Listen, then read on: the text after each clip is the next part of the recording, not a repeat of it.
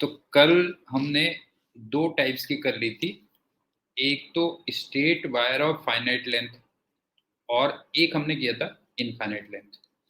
अब चलते हैं नेक्स्ट उसमें।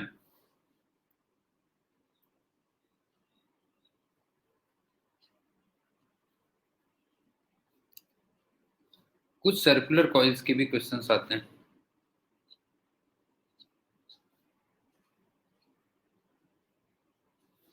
जैसे तुम्हें याद है ना, एक्सिस वाला फॉर्मूला होता था, क्यों?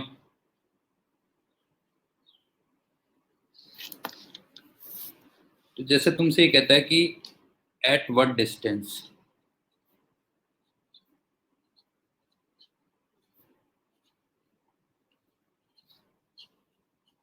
फ्रॉम सेंटर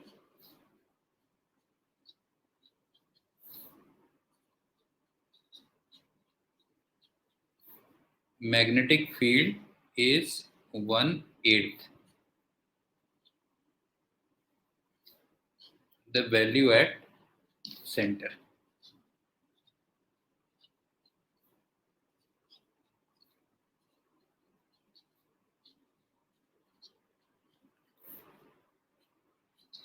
क्वेश्चन देख लो, एक्सिस के किस पॉइंट पे मैग्नेटिक फील्ड की जो वैल्यू है वो सेंटर की वैल्यू की 1/8 है कह रहा है। एक बात बताओ, इसका मतलब ये कह रहा है ना, ये mu naught N I R square upon 2 R square plus X square, इसकी पावर जो 3/2 है वो एक्चुअल में 1/8 of mu naught N I upon 2 R. बताओ ये ऐसा बोल रहा है कि नहीं बोल रहा है? बताओ क्वेश्चन में ये बोल रहा है कि नहीं बोल रहा? बताओ जो है एक्स डिस्टेंस पे ये वैल्यू होती है ना, एक्स डिस्टेंस पे ये वैल्यू होती है, तो वो सेंटर की 1/8 है, बस ये बोल रहा है। तो यहाँ से एक्स निकाल लेना, बस हो गया। Find x. समझ में आ गया होगा मेरे ख्याल से, क्यों इस टाइप से होगा।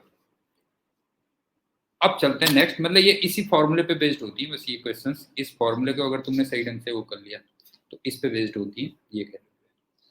अब चलते हैं नेक्स्ट।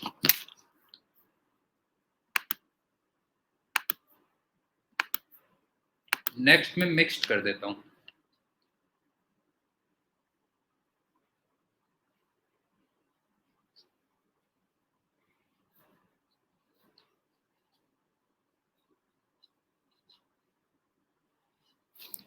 जैसे एग्जाम्पल 1,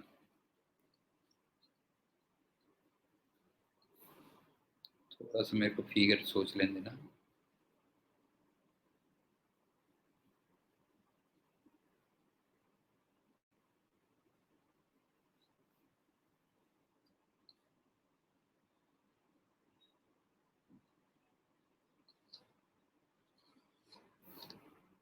ये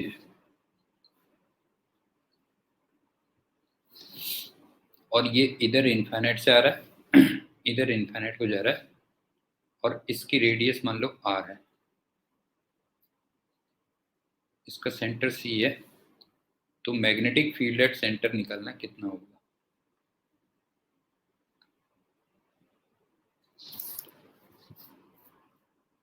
अब मैं एक काम करता हूँ कि ना इसको 3 सेक्शंस में डिवाइड कर दे रहा हूँ, ठीक है? जैसे ये 1 वायर हो गया, ये 2 हो गया, और ये 3 हो गया, और मुझे एट सी निकालना है। तो बताओ मैग्नेटिक फील्ड ड्यू टू 1 कितना होना चाहिए? बताओ। 0, बिल्कुल सही कहा, उसी लाइन पे हो गया। अब चलते हैं मैग्नेटिक फील्ड ड्यू टू 2। ये 3/4 ऑफ सर्किल होगा।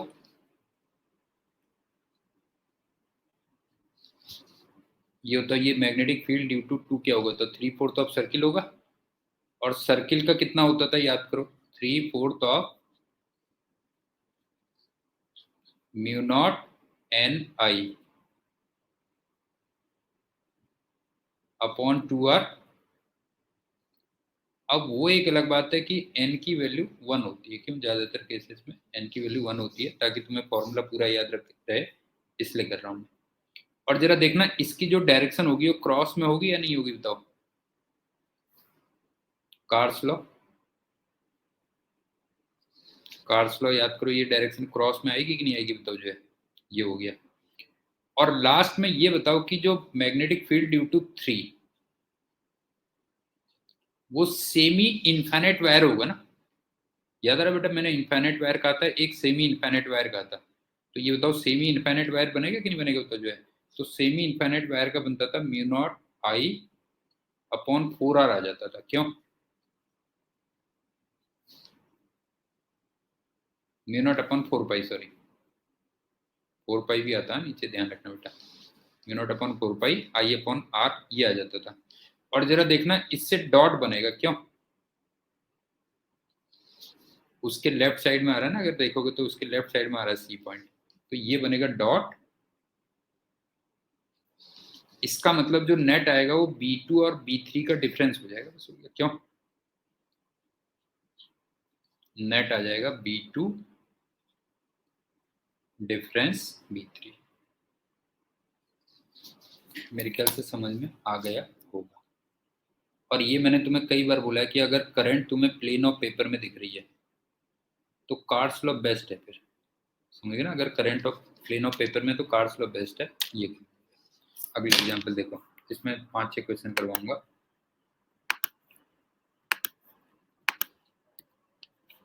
तब तुम्हारे भेजे में बात घुसेगी।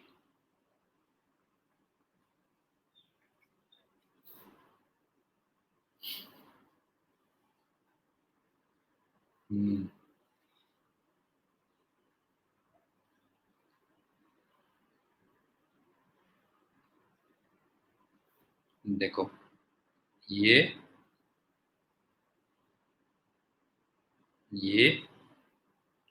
और ये 3D फिगर है, ध्यान रखना। इधर ये इनफाइनाइट से आ रहा है और इधर इनफाइनाइट को जा रहा है। ये सेंटर C है और इसकी रेडियस R है, और इसमें I करंट फ्लो कर रही थी। ये हो गया। और जरा डायरेक्शन भी देखते हैं। तुम्हारे भेजे में बात तभी घुसेगी बेटा, तुम नहीं तो जो है ये x डायरेक्शन मान लो, ये y डायरेक्शन मान लो, और ये डायरेक्शन z है।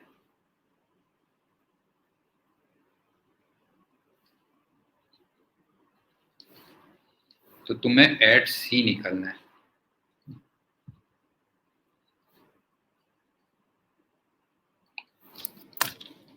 अगेन मैं वही कर देता हूं, इसको 1 वायर, इसको 2 वायर और इसको 3 वायर। अब ये बताओ B ड्यू टू 1 वो सेमी इनफाइनाइट वायर का बनेगा ना। बताओ B due to 1 semi infinite wire बनेगा कि नहीं बनेगा, तो जो है सेमी इनफाइनाइट वायर होता है mu naught upon 4 pi I upon R। लेकिन डायरेक्शन भी बहुत इंपॉर्टेंट है ना। तो इसके चारों ओर देखना जरा, लाइंस ऐसे नहीं बनेगी बेटा, ये ऐसे। कुछ ऐसा फील आ रहा है कि नहीं आ रहा है, बताओ। इसके चारों ओर लाइंस बेटा ऐसे बनेगी कि नहीं बनेगी, बताओ। तो यहाँ पे देखोगे तो ये नीचे को आएगा, देखो यहाँ पे ये नीचे को आएगा। बताओ ये फील आया कि नहीं आया। उसके चारों लाइंस ऐसे बनेगी तो वो नीचे को आएगा। क्यों नीचे को आएगा? तो नीचे का मतलब माइनस के कैप हो गया। क्यों? बता देना अगर समझ में ना आए तो। ये तो 1 का आ गया, समझ गए ना। इसके चारों लाइंस कैसे बनेगी बेटा, ये हो गया, मतलब ऐसे बनेगी ना, देखो।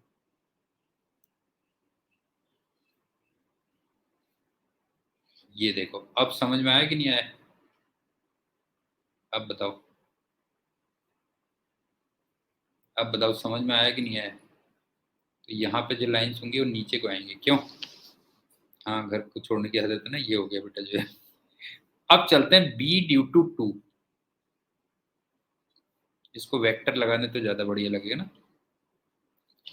तो ये बताओ ये सेमी सर्किल होगा ना।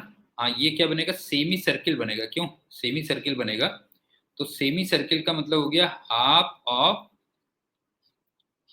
Mu naught N I upon 2r। N तो मैं जानबूझ के लगाता हूं ताकि तुम्हें पूरा फॉर्मूला याद रहे। क्यों, एन की वैल्यू ऐसे 1 होगी ना। ये हो गया। अब इसकी डायरेक्शन क्या होगी देखो। एक बात बताओ, ये जो हमारा प्लेन है ये हमारा प्लेन ऑफ पेपर है ना। ये बताओ इसमें प्लेन ऑफ पेपर है कि नहीं है।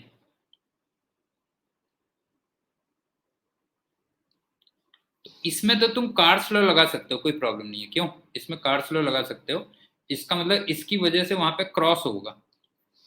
हाँ क्रॉस का मतलब अंदर को हो गया, तो अंदर का मतलब माइनस आई कैप हो गया। क्यों माइनस आई कैप, बता देना अगर कहीं पे कोई प्रॉब्लम हो बेटा। जो माइनस आई कैप हो गया। अब चलते हैं लास्ट B3।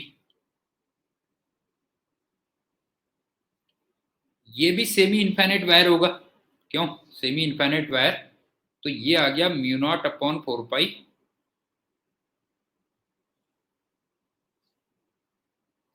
आई अपॉन आर। अब जरा इसकी डायरेक्शन देखना कैसी बनेगी। अच्छा ये भी हमारा प्लेन ऑफ पेपर ही तो है। ये देखो ये भी प्लेन ऑफ पेपर ही बन रहा है। हाँ बेटा ये भी प्लेन ऑफ पेपर ही बन रहा है ना। तो वाला जो पॉइंट आ रहा है, नहीं थोड़ा सा गलत कह रहा है बेटा तू। हाँ राइट में ही आएगा, सॉरी क्रॉस में ही आएगा। क्यों, वो भी प्लेन ऑफ पेपर ही आ रहा है ना पूरा। ये प्लेन ऑफ पेपर ही आ रहा है। क्यों प्लेन ऑफ पेपर ही आ रहा है, तो माइनस आई कैप में ही आएगा। क्यों ये हो गया। ये पूरा प्लेन ऑफ पेपर ही बन रहा है। सो हम जरा बता बेटा ये समझ में आया कि नहीं आया।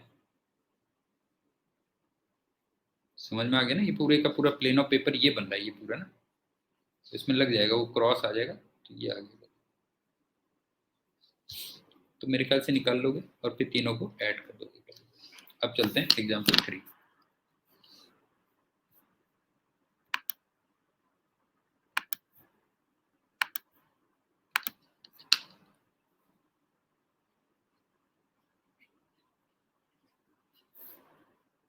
लपेटो लपेटो लपेटो लपेटो लपेटो लपेटो, ये है बेटा।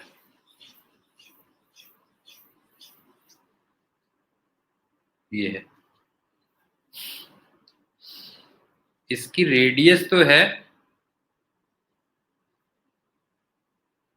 r और टोटल टर्न्स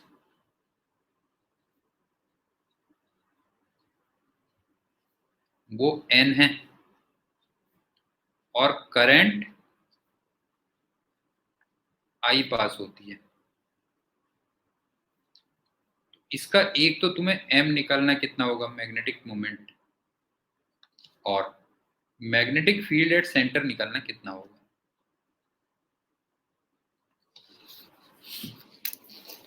समझिए ना सर्कुलर कॉइल किस टाइप से है बेटा, ये है। तो इसमें देखो हम लोग क्या करते हैं, घबराने की कोई बात नहीं है। मतलब कई बार ऐसा होता है ना, घबराहट हो जाती है। तो यहां से जैसे तुम r डिस्टेंस पे गए और dr की स्ट्रिप ली,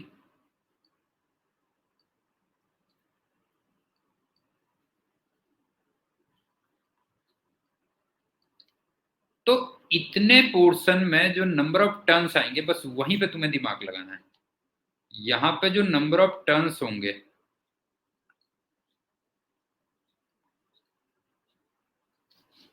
n डैश कह दे रहा हूं मैं, ये n upon r into D R होंगे। बताओ ये समझ में आया या नहीं आया बेटा, बताओ।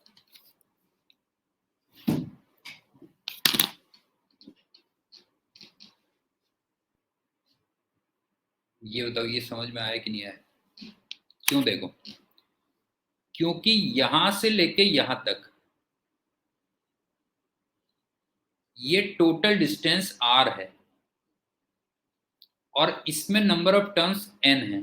अब यूनिटरी मेथड लगा दिए बस मैंने। क्यों यूनिटरी मेथड लगा दिए कि r डिस्टेंस पे नंबर ऑफ टर्न्स n है, 1 में कितने होंगे तो dr में कितने होंगे ये कह दो। अब आप ये बताओ कि ये तुम्हें एक सर्कुलर कॉइल टाइप की दिख रही है। ये बताओ, ये सर्कुलर कॉइल टाइप की दिख रही है कि नहीं दिख रही, जो मैंने येलो बनाई है? तो सबसे पहले मैं कॉइल्स का निकालता हूं।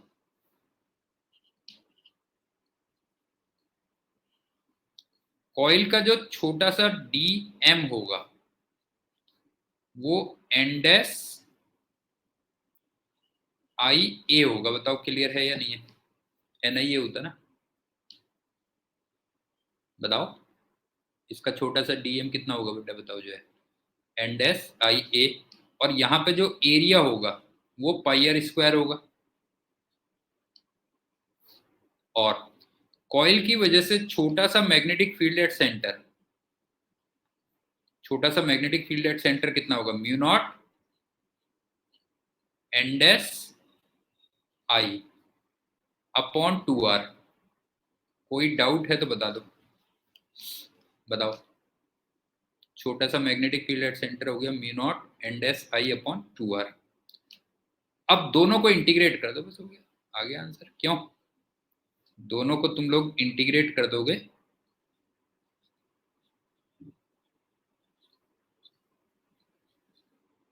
और लिमिट्स कहां से कहां तक हो जाएंगी? r इक्वल टू 0 से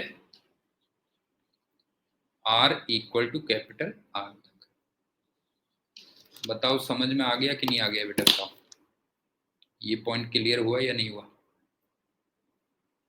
ये, अब चलते हैं नेक्स्ट में। मजा आ रहा नहीं आ रहा, ये बता पहले जोशी भाई, बता तेरे को मजा आ रहा है कि नहीं आ रहा?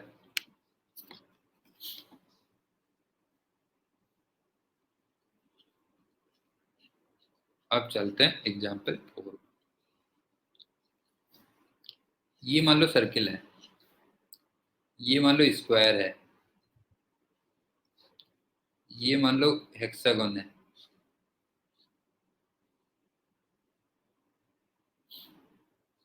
नहीं बेटा, पढ़ाने वाले पे डिपेंड करता है, ऐसा मत सोचा कर। पढ़ाने वाला अगर तुम्हारा जैसा टीचर हो, हाँ, जो तुम्हारा फिजिक्स का टीचर है जो, अगर वैसा टीचर हो तुम्हारा तो ऐसा नहीं है। क्यों?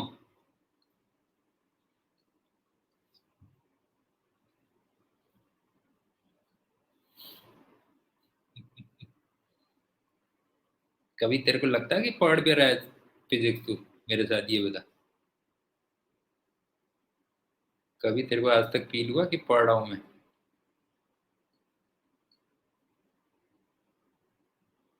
हाँ। फिर? और ऐसा नहीं कि पढ़ाई नहीं होती है, ये नहीं कह सकता तो पढ़ाई नहीं होती है।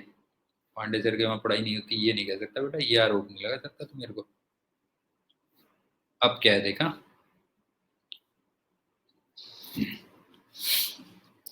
मतलब इसी टाइप की तुम कुछ भी फिगर बना सकते हो।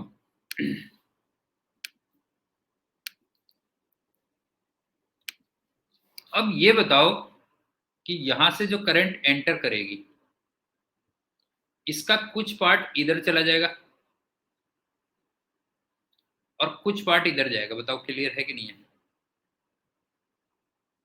ये I1 है, ये I2 है। अब मुझे एट सेंटर निकालना है।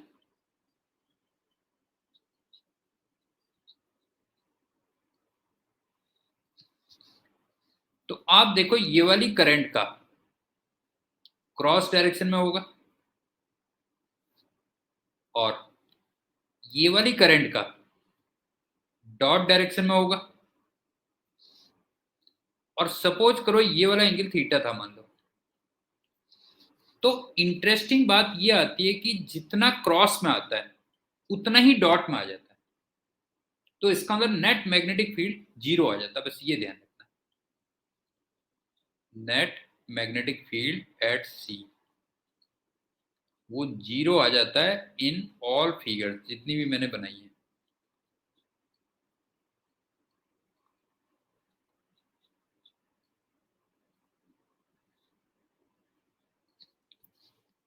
पहले ये बताओ, ये समझ में आ रहा है कि नहीं आ रहा है? मतलब वो थीटा से इंडिपेंडेंट होता है, ध्यान रखना।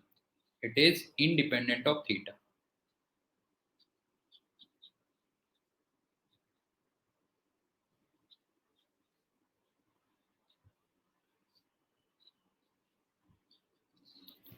आई का दो करंट्स में डिस्ट्रीब्यूशन होगा, I1 और I2।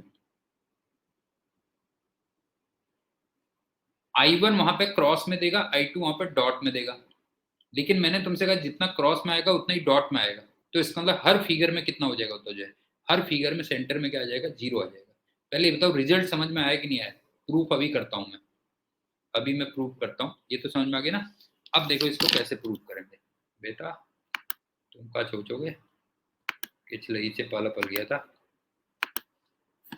देखो अगर इस वायर का रेजिस्टेंस R है तो इस वायर का रेजिस्टेंस 3R होगा या नहीं होगा बताओ? ये होता अगर एक वायर का रेजिस्टेंस R है तो उस वायर का रेजिस्टेंस 3R होगा कि नहीं होगा? एक में समझा दे रहा हूं किसी में। अब तुम जानते हो कि जो करंट का डिस्ट्रीब्यूशन होता है वो inverse ratio of resistance distribute होता है। तो मैं ये मान लेता हूं कि मान लो ये 4I करंट आई होती, तो इसका मतलब इधर को जाती 3I और इधर को जाती सिर्फ I। बताओ ये डिस्ट्रीब्यूशन भी समझ में आ गया करंट का? नहीं है ये बताओ, ये डिस्ट्रीब्यूशन समझ में आया? बताओ एक जाती 3I, दूसरी तरफ जाती I कह लो। अब तीसरी बात सुनो, इसमें से हर वायर का सेंटर पे जो आएगा वो इक्वल आएगा ना मैग्नीट्यूड वाइज। क्यों? अगर मैग्नीट्यूड वाइज देखोगे, magnitude wise each wire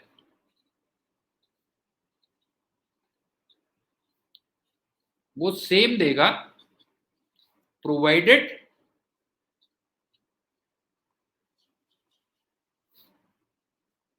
current I.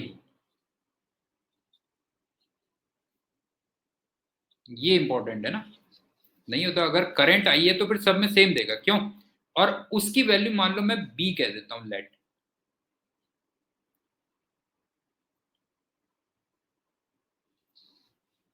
ये पॉइंट क्लियर हो रहा है कि नहीं हो रहा?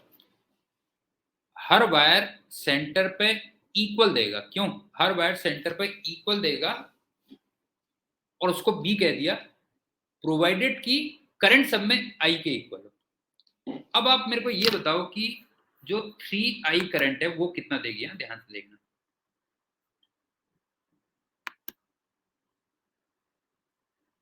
हाँ स्क्वायर है, स्क्वायर है, स्क्वायर है।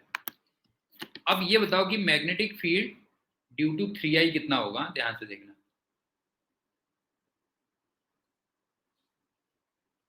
ये होगा एक वायर का, लेकिन करंट 3I हो चुकी है, तो इसका मतलब 3B हो गया। बताओ क्लियर है या नहीं है?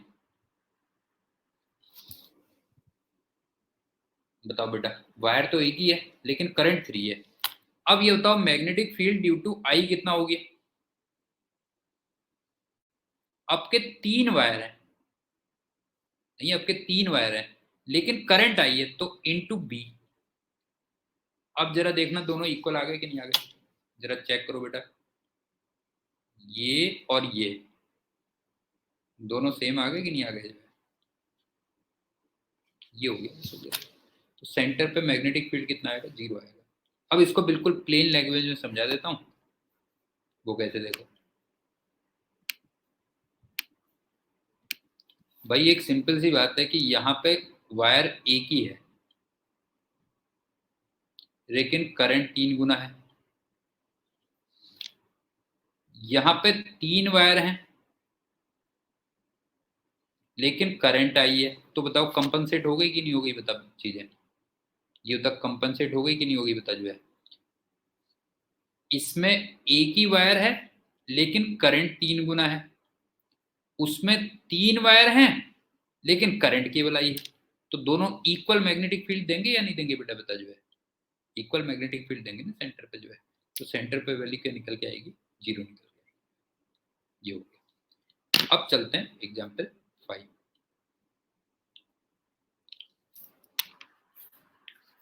इतना मजा आ रहा कि नहीं आ रहा ये बताओ पहले तुम मेरे को।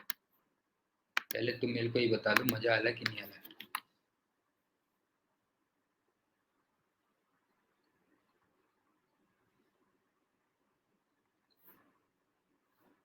ये बोलो B due to infinite wire,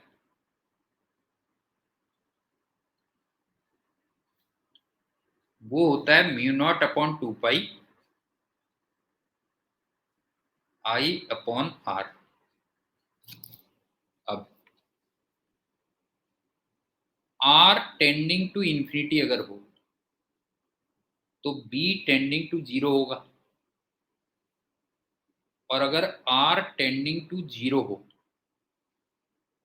तो बी टेंडिंग टू, अभी प्लस माइनस इंफिनिटी करता हूं, अभी बताऊंगा इसके पीछे रीजन क्या है, क्योंकि बी एक वेक्टर क्वांटिटी है। ये बात क्लियर हुई या नहीं हुई बेटा, ये बताओ। इनफाइनाइट वायर का जो बी होता है वो mu naught upon 2 pi I upon R होता है। आर अगर इन्फिनिटी को टेंड करेगा तो बी जीरो को टेंड करेगा, और अगर आर जीरो को टेंड करेगा तो बी इन्फिनिटी को टेंड करेगा। अब देखो बेटा, क्या तुम्हें मजा आएगा, तुम कहोगे ये हम कौन से सर के चक्कर में पड़ गए, ऐसा तो आज तक टीचर सदियों से न हुआ है और न होगा। ये करंट आई है और ये करंट 2 आई है, तो मुझे B versus R graph draw करना है।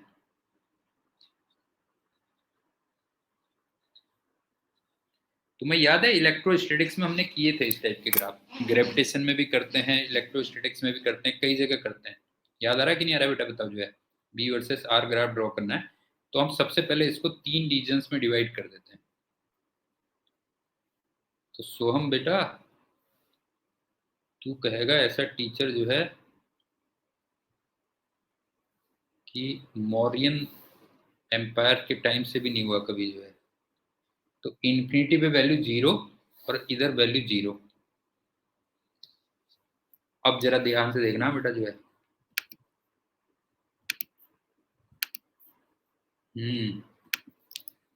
अबे हिस्ट्री में तो मैं, तू मत कह मेरे को यार, इतना लगाव है क्या बताऊं मैं। इंसान की लाइफ जो है ना, कई काम करने के लिए बड़ी छोटी हो जाती है बेटा। ये देखो, ये ऐसे लाइंस बनेंगी, तो इसका मतलब इधर पे ये ऐसे होगा और ये ऐसे होगा। तो ये बताओ यहाँ पे मैं, हाँ, यहाँ पे मैं b को माइनस इन्फिनिटी लिख दूं, पहले ही बताओ।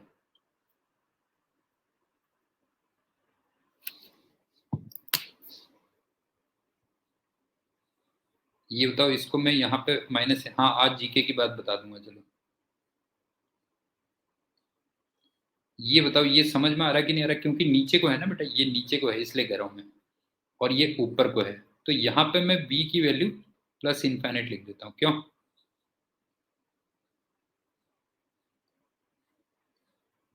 ये हो गया। अब इसके चारों ओर लाइंस ऐसे बनती हैं,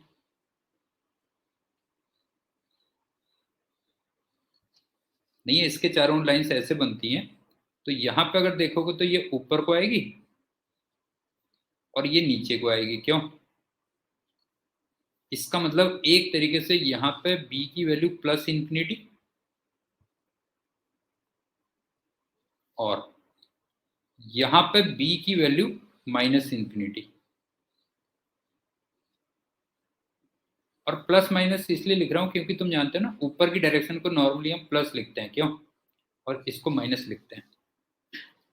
ये बताओ समझ में आया कि नहीं आया बेटा, बताओ।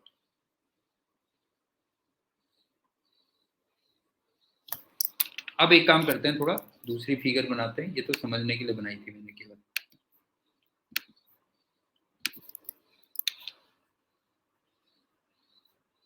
ये है, ये है, ध्यान से देखना।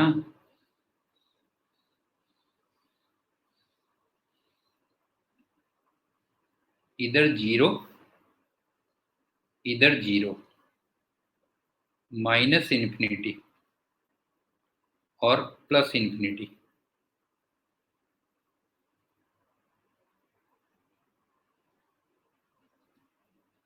और प्लस इन्फिनिटी और माइनस इन्फिनिटी। बताओ ये ठीक है।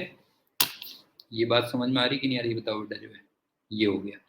अब सुनो, अब फाइनली ग्राफ कैसा होगा, हाँ,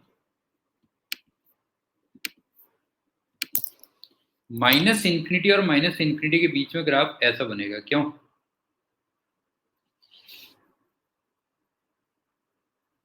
माइनस इंफिनिटी और माइनस इंफिनिटी के बीच में ग्राफ ऐसा बनेगा, ये हो गया। अब आप देखो इस वाले रीजन में तो हमेशा ये डोमिनेट करेगा ना, ये करंट डोमिनेट करेगी बिकॉज करंट भी ज्यादा है और डिस्टेंस भी कम है। नहीं, करंट भी ज्यादा है, डिस्टेंस भी कम है, तो इसका मतलब ये प्लस इंफिनिटी से जीरो के बीच में ही वेरी करेगा, तो ये ऐसे होगा, क्यों? याद आ रहा, वो इलेक्ट्रोस्टैटिक्स वाली बातें याद आ रही कि नहीं आ रही, पहले बताओ बेटा जो है, ये हो गया। अब इस वाले रीजन में आ जाओ, कुछ समय तक ये डोमिनेट करेगा, क्यों? कुछ समय तक ये डोमिनेट करेगा, लेकिन फिर ये डोमिनेट करेगा, क्यों? फिर ये डोमिनेट करेगा, तो इसका मतलब प्लस इंफिनिटी से पहले जीरो होगा, और फिर तुम्हें याद है ऐसे चल के फिर ऐसे आता था, क्यों? ये होगा, बताओ क्लियर है कि नहीं है? ये बताओ, ये ग्राफ याद आ रहा है कि नहीं आ रहा है बेटा, बताओ जो है, ये हो गया, बस हो गया जो है। नहीं है, इस वाले रीजन में क्या होता है, इस वाले रीजन में कुछ समय तक ये डोमिनेट करता है क्योंकि डिस्टेंस की वजह से, लेकिन अल्टीमेटली फिर ये डोमिनेट करेगा, और ये इधर को नीचे को दे रहा है, देखो नीचे को दे रहा है मतलब इंफिनिटी को, क्यों? नीचे को मतलब निगेटिव को जो है, ये कह लीजिए, तो इस टाइप का ग्राफ होगा। तो इसमें फिर मैंने तुम्हें एक चीज और भी बताई थी ना कि एक्सेप्ट इंफिनिटी कितने पॉइंट्स पे मैग्नेटिक फील्ड जीरो होगा, बताओ? एक्सेप्ट इंफिनिटी, इंफिनिटी पे तो जीरो होता ही है, B equal to zero at how many points, at how many points, वो केवल एक जगह पे होगा, बस यहाँ पे तुम्हें दिख ही रहा होगा, वन पे होगा, बस हो गया, वन पॉइंट, क्यों? समझ में आया या नहीं आया बेटा, बताओ? समझ में आई बात, नहीं आई? एक और कर लेते हैं, तुम भी याद रखोगे, किस रईस से पाला पड़ा था बेटा,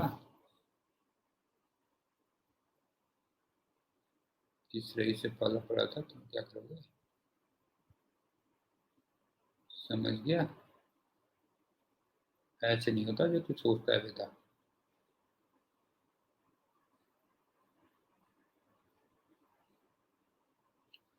तू जीके की बात पूछ रहा था ना, जीके की बात बताऊं फिर?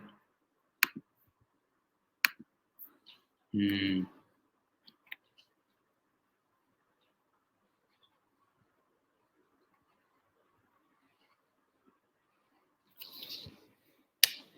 एक बात बताओ कि ड्यूरिंग मौर्य एम्पायर, मतलब जब अशोक थे, कह लो ना, अशोक और उसके बाद उनके बेटे और बच्चे बच्चे कह लो,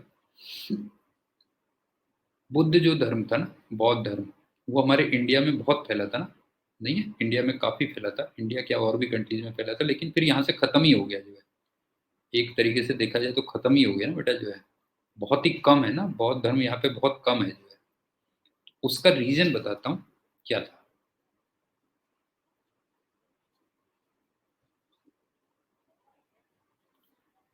जैसे ना ये मौर्य एम्पायर है, ठीक है, मौर्य एम्पायर जो एक तरीके से अशोक से मान लो मेन जो है, वैसे तो चंद्रगुप्त मौर्य से शुरू होता है, लेकिन मैं बुद्ध धर्म की बात कर रहा हूँ जो है, ठीक है, उसके बाद इससे पहले चंद्रगुप्त मौर्य और वो सब थे ना बेटा जो है, ये कह लो। अब इससे पहले क्या था ना, हिंदू रिलीजन काफी था जो है, हिंदू रिलीजन काफी फैला हुआ था, और इसमें फिर तू जानता ही यार, हिंदू रिलीजन में ये बहुत बुराइयां रही है ना, तभी फिर कई चीजें हुई हैं, कास्टिज्म और वो सब चीजें रही हैं जो है, क्यों?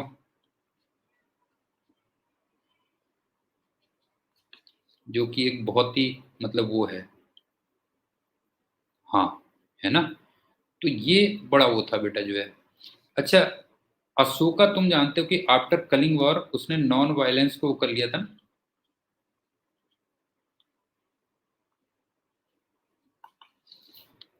अब जो इसमें हायर कास्ट के थे, अच्छा पहले क्या होता था, जो राजा वाजा होते थे वो नॉर्मली हायर कास्ट के होते थे, पंडित ठाकुर ये होते थे। अच्छा बीच में क्या वो कास्ट सिस्टम खत्म हो गया, जो बहुत अच्छी बात थी, समझ गए ना, जिसको मैं बहुत अप्रिशिएट करता हूँ, कास्ट रिलीजन सब खत्म हो जाना चाहिए, तो ये खत्म हो गया बेटा जो है। अब क्या हुआ, अशोका ने जब नॉन वायलेंस को अडॉप्ट किया, तो नहीं होता एक्चुअल में, राजा को जो है नॉन वायलेंस नहीं होना चाहिए, मतलब अपने डिफेंस के लिए तो वायलेंस रहना ही चाहिए ना उस टाइम पे बेटा, क्यों, समझ में आ रहा है ना, किंग को अगर आपको करना है तो वो उस पॉलिसी पे नहीं चल सकता है जो है। तो इसका जो ग्रैंड सन था, बृहद्रथ कुछ नाम था, मेरे को याद नहीं आ रहा, चलो बृहद्रथ कुछ इस टाइप से था बेटा जो है। तो उसका जो आर्मी जनरल था, सेनापति, वो पुष्यमित्र संघ था, वो ब्राह्मण था, है ना। अच्छा ये चूंकि नॉन वायलेंस में आ गया था, तो ये बड़ा मतलब जो है बहुत ही, क्या कह सकते हो, वीक मतलब जो है वो था जो है ना, वीक राजा था जो है, जो इसका ग्रैंड सन था अशोका का। तो पुष्यमित्र संघ ने क्या किया, उसको मार दिया बेटा जो है ना, बृहद्रथ को मार दिया। और फिर वहां से क्या हुआ, फिर से जो है हिंदू रूलर्स का वो स्टार्ट हो गया, कह लो जो है। और उसने क्या किया, फिर कई बौद्ध उनको जो है, कई बौद्धों को मारा बेटा जो है, हाँ। हाँ स्वयं उसने तो सब जगह फैलाया था ना, बुद्ध धर्म फैलाया था बेटा जो है, उसने बुद्ध धर्म फैलाया था जो है। तो मैं कह रहा हूँ उसका ग्रैंड सन जो था वो नॉन वायलेंस में आते आते थोड़ा वीक हो गया था काफी। तो उसका फिर जो सेनापति था, जो ब्राह्मण था, पुष्यमित्र शुंग जो है, तो उसने उसका मौके का फायदा उठाया, कुछ भी कह लो जो है। कुछ लोग कहते हैं कि नहीं, उसने कहा भाई ऐसे नहीं चल सकता, राजकाट जो है स्ट्रांग होना चाहिए, किंग को स्ट्रांग होना चाहिए, एनीवे खैर इतनी पुरानी बात हो गई है। अल्टीमेटली उसने किंग को मार दिया, और फिर से दोबारा से एक तरीके से हिंदू रिलीजन के जो वो थे रूलर्स, वो स्टार्ट हो गए। और उसने बुद्धों को फिर जो है ना, बुद्ध बुद्ध को मार वार के मतलब जो है बहुत बेटा जो है भगा दिया, मतलब जो है। वो तो यहाँ तक कहता था कि इतने बुद्धों के सर काट के ले आओ, है ना, मॉन्क्स के सर काट के ले आओ तो तुम्हें पैसे मिलेंगे, ये मिलेंगे वो मिलेंगे, फला ढिमका जो है। तो ऐसे हमारे कंट्री से जो है बौद्ध धर्म वो हो गया बेटा जो है, यहाँ वो होने के बावजूद ऐसे खत्म हुआ। तो मेरे ख्याल से बेसिक समझ में आ गया होगा। हाँ लेकिन चाइना में तो बहुत है, चाइना में तुम्हें एक चीज मालूम है कि 70% एथिस्ट है बेटा जो है।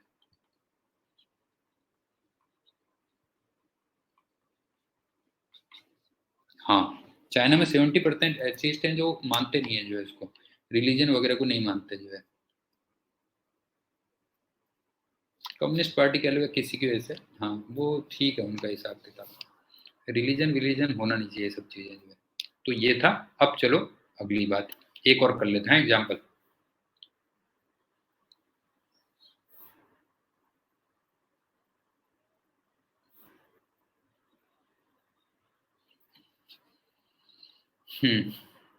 वो तो वैसे फ्रांस में भी ऐसे ही है बेटा जो है, फ्रांस में भी ऐसे ही है, टर्की में भी कुछ समय पहले तक ऐसे ही था, लेकिन अब गड़बड़ हो रहा है वहां पर जो है। ये आई है, ये टू आई है।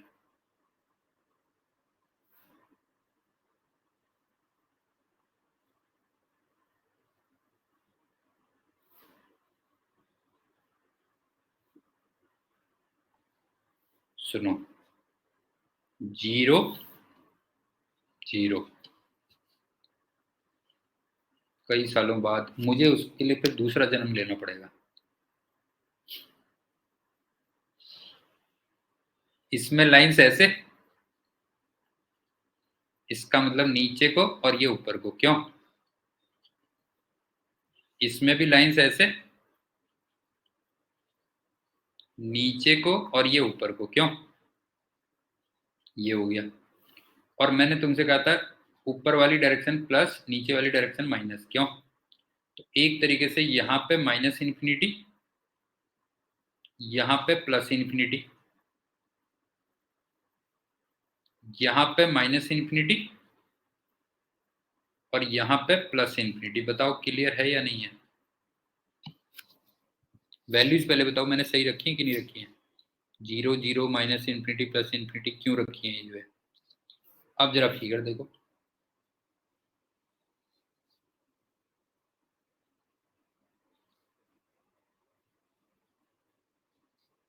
आई टू आई,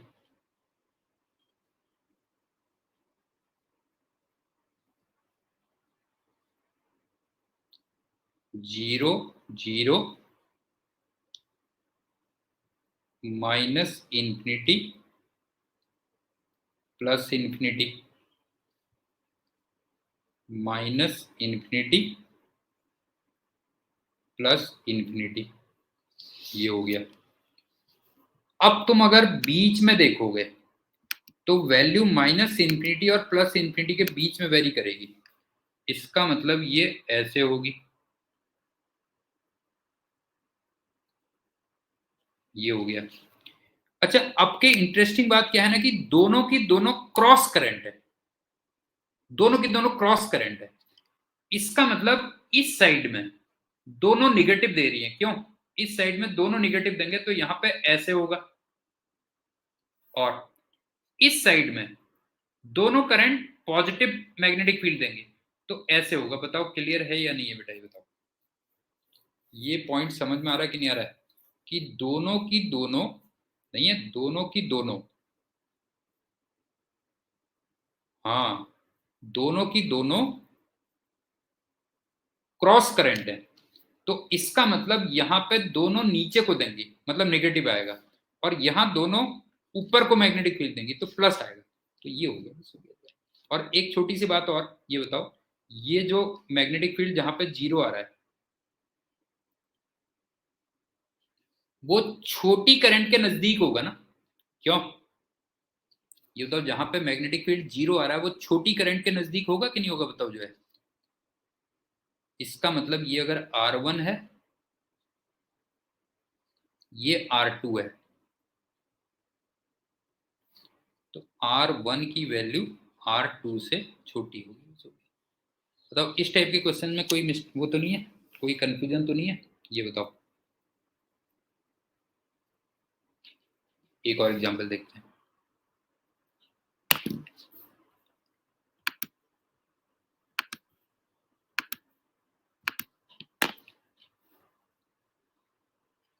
आई करंट जा रही है, इनफाइनेटली लॉन्ग वायर है,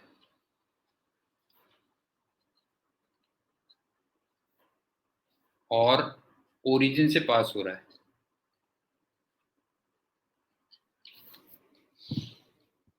और along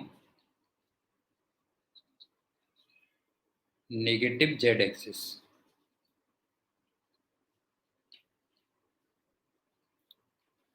तो तुम्हें magnetic field at X Y point निकालना है, कितना होगा। क्वेश्चन देख लो अच्छी तरीके से। इनफाइनेटली लॉन्ग वायर है, ओरिजिन से पास हो रहा है along नेगेटिव जेड एक्सिस, और तुम्हें एक्स वाई पॉइंट पे निकालना है मैग्नेटिक फील्ड कितना होगा। तो मैं एक फिगर बना रहा हूं, देखो।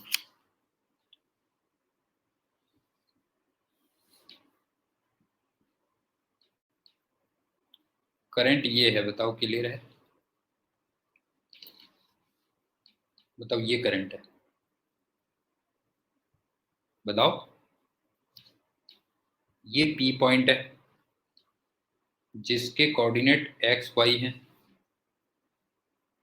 इसका मतलब यहां पे जो मैग्नेटिक फील्ड होगा वो इधर को आएगा, और अगर ये डिस्टेंस r है तो b की जो वैल्यू आएगी वो mu naught upon 2 pi I upon R के इक्वल होगी। बताओ क्लियर है या नहीं है बेटा, बताओ।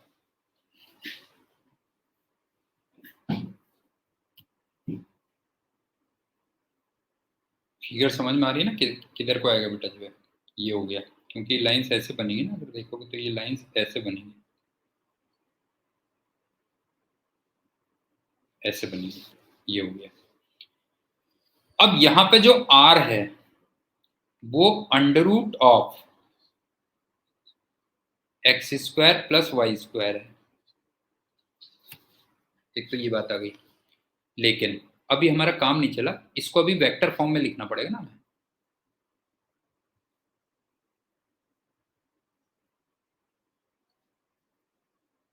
एक बात बताओ, ये एंगल थीटा है मान लो, तो ये 90 माइनस थीटा, इसका मतलब ये एंगल थीटा हो गया। तो मैं बी वेक्टर को ऐसे लिख दूं, B sine theta into I cap plus, नहीं प्लस नहीं माइनस आएगा, माइनस बी कॉस थीटा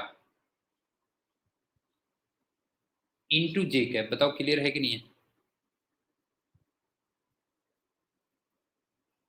ये हो गया। और एक चीज और, ये x है और ये y है। इसका मतलब जहां पे तुम्हें साइन थीटा लिखना है, साइन थीटा हो जाएगा y बाई आर, और कॉस थीटा कितना हो जाएगा? तो x बाई आर हो जाएगा। अब बताओ कोई डाउट है तो बोलो बेटा। पूरा प्रॉपर काम हो गया हमारा, एक्स आई कैप और जे कैप में काम हो गया, बस हो गया जो है। ये x है, ये y है, पूरा हमारा आई कैप और जे कैप में काम हो गया। बेटा ऐसे होता है, समझ गए? तू सोचता है ऐसे ही हो जाता है कुछ भी जो है ना, तू सोचता है बस ऐसे ही हो जाता है कुछ, ऐसे नहीं होता बेटा, पढ़ना पड़ता है उसमें। हाँ, समझ गया।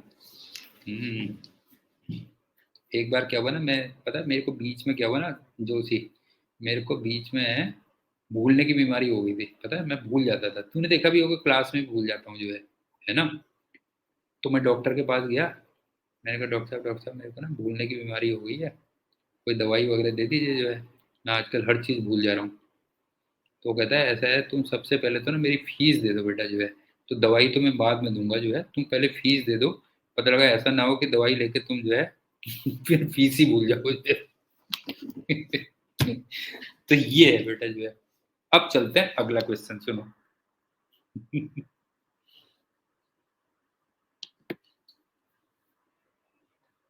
तो देख मैंने तेरे को सोर्स नहीं बता रहा हूँ मैं बिल्कुल भी जो है, सोर्स बता दिया तो तू स्पॉइलर बन जाएगा ना फिर। हाँ,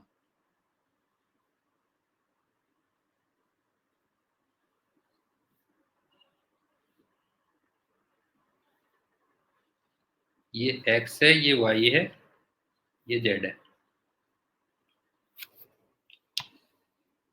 बेटा जो का कलू में, फिगर भूल गया मैं यार।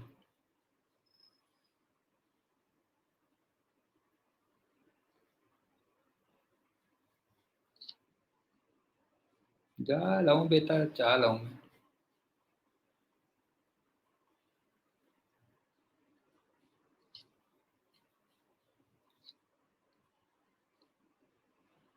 ये ना इस टाइप से कुछ करंट है।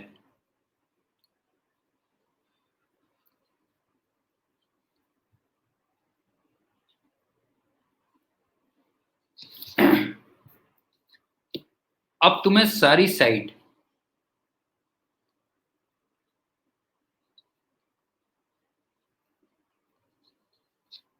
वो सेम लेंथ की थी।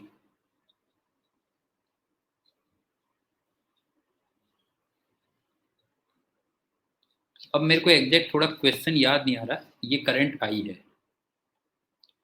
तो तुम्हें ना एक जगह पे मैग्नेटिक फील्ड, वो पॉइंट मेरे को थोड़ा सा वो नहीं हो पा रहा, अभी रिकॉल नहीं हो पा रहा, कंसेप्ट बता देता हूँ मैं, ठीक है। एक जगह पे तुम्हें मैग्नेटिक फील्ड की डायरेक्शन निकालनी थी, बस हो गया। Direction of B.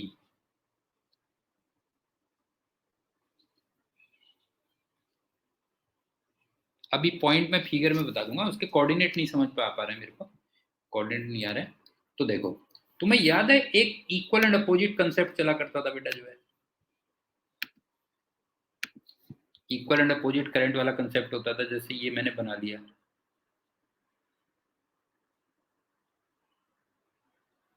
तो एक तो करंट ये हो गई, एक ये हो गई, देखो।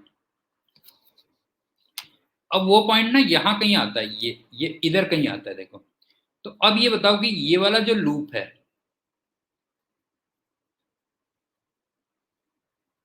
ये वाला लूप इधर पे मतलब ये इसके सेंटर पे आएगा, इस लूप के जो है, ऐसे समझ लो, ये जो ना ऐसे बना बेटा, ये बना।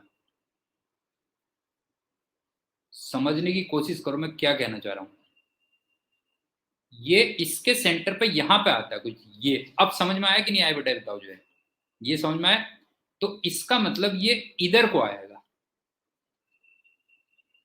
एक तो ये कंपोनेंट हो गया, और एक दूसरा ये ऐसे बनता था फिर,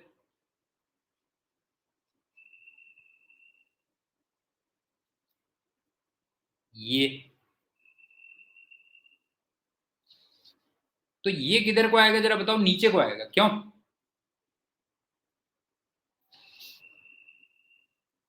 शिवम, बात समझ में आ रही नहीं आ रही बेटा, ये बता जो है, स्क्रू लगा रहा हूं मैं जो है, नहीं है, किधर किधर को आएगा बता जो है, एक तो माइनस जे कैप में आएगा और एक माइनस के कैप में आएगा। मतलब यहां पे अगर देखेगा तो किधर किधर को आएगा बता जो है, माइनस जे कैप में और माइनस के कैप में।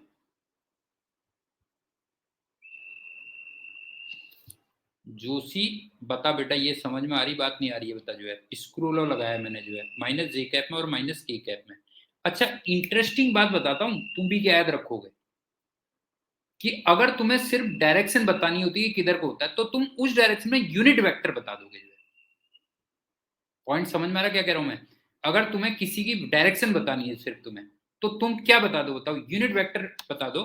तो एक बात बताओ कि माइनस जे कैप में माइनस के कैप, इसका जो मैग्नीट्यूड है,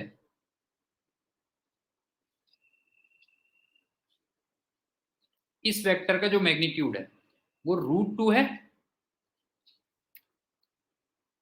जो तो इस वेक्टर का मैग्नीट्यूड √2 है कि नहीं बताओ जो है।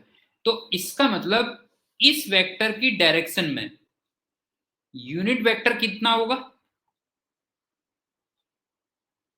इस वेक्टर की डायरेक्शन में यूनिट वेक्टर कितना होगा बताओ जो है, माइनस जे कैप माइनस के कैप अपॉन √2। तो इसका मतलब उस पॉइंट पे मैग्नेटिक फील्ड इस डायरेक्शन में होगा, बस हो गया, क्यों? At that point, at that point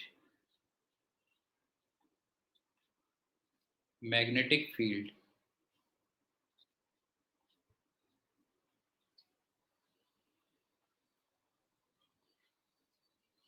इस डायरेक्शन में होगा। समझ में आया कि नहीं आया बता बेटा जरा, कि अगर मुझे कभी भी कोई डायरेक्शन बतानी होती है तो हम उस डायरेक्शन में यूनिट वेक्टर बता देते हैं।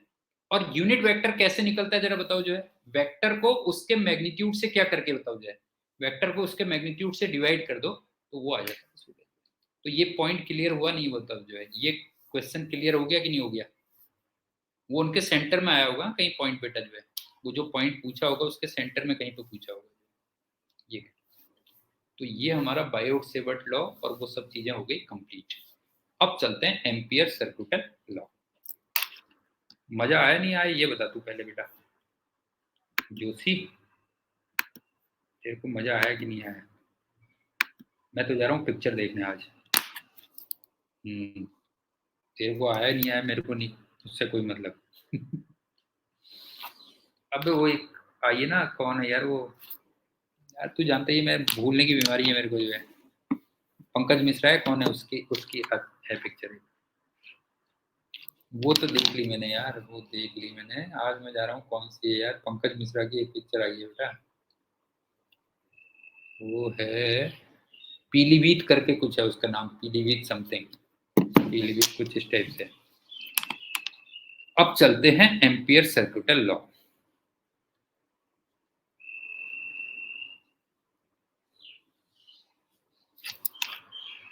सबसे पहला गॉस थ्योरम में, हाँ शेरदिल शेरदिल। तो ये बताओ कि गॉस थ्योरम में तुम्हें याद है सरफेस इंटीग्रल, सरफेस इंटीग्रल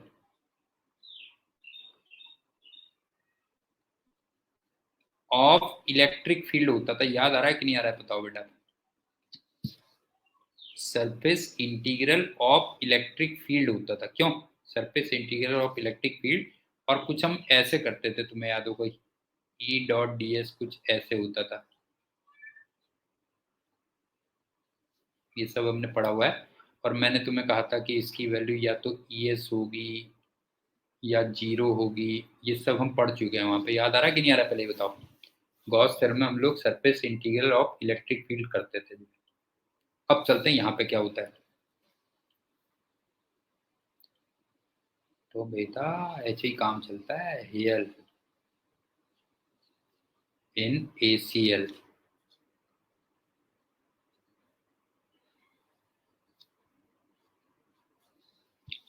यहां पे चलता है line integral of magnetic field. वहां पे सरफेस इंटीग्रल था, यहाँ पे line integral of magnetic field. बस ये ध्यान रखना, लाइन इंटीग्रल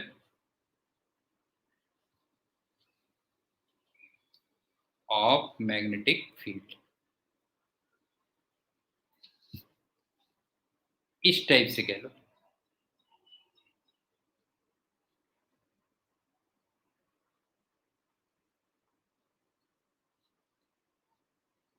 बताओ क्लियर है या नहीं है।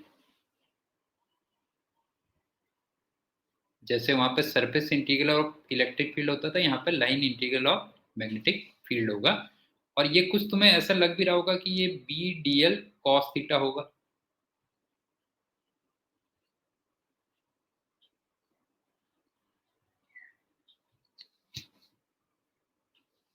अब सुनो बेटा, तुम क्या याद रखोगे। जैसे ये लाइन है AB,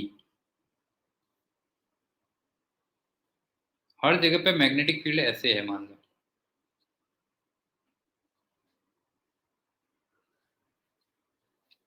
और मैं A to B जा रहा हूं। तो बताओ लाइन इंटीग्रल कितना होना चाहिए, दिमाग लगाओ। A to B जाने में लाइन इंटीग्रल कितना होना चाहिए बताओ। अबे उल्लू, 0। थीटा 90 डिग्री है कि नहीं है।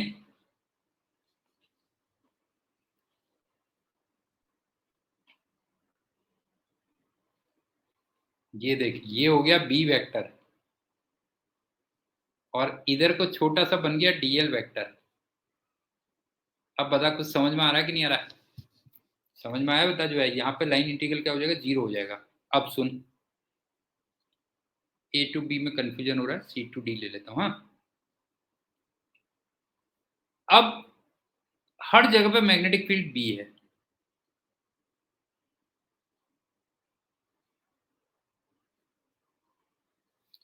तो ये बता C to D में लाइन इंटीग्रल कितना लिखूं, बता बता। हाँ, अब समझ में आई तेरे बात। फिर तेरे को लगा कि नहीं लगा बता। ऐसा टीचर सालों में कभी नहीं होगा, जो है 1000 साल में भी ऐसा टीचर नहीं होगा। ये बता लगा कि नहीं लगा बता। जो है C to D ये होगा। और एक बात बता कि अगर D to C करेगा तो बता लाइन इंटीग्रल कितना लिखूंगा। हाँ बेटा, ऐसे होती है फिजिक्स। ये हो गया -BL, ये हो गया। अब बताना एक चीज और। मान ले ये सर्कुलर पाथ है, इसकी रेडियस R कह देता हूँ चल, और हर जगह पे मैग्नेटिक फील्ड की वैल्यू B है।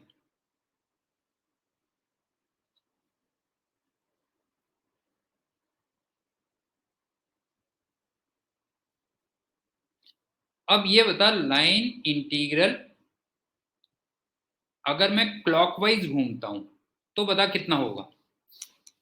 अगर मैं लाइन इंटीग्रल क्लॉकवाइज घूमता हूं तो बता कितना होगा बता। जो है प्लस B/L, जहां पे L की वैल्यू 2πr। और अगर मैं एंटी क्लॉकवाइज घूमता हूं मान ले, जो है अगर मैं एंटी क्लॉकवाइज घूमता हूं तो फिर ये -B/L होगा, और L यहाँ पे 2πr होगा। अब समझ में आ गया होगा, थोड़ा बहुत समझ में आ रहा होगा। क्यों, लाइन इंटीग्रल की थोड़ी कहानी समझ में आ रही कि नहीं आ रही बता बेटा। जो है ये हो गई।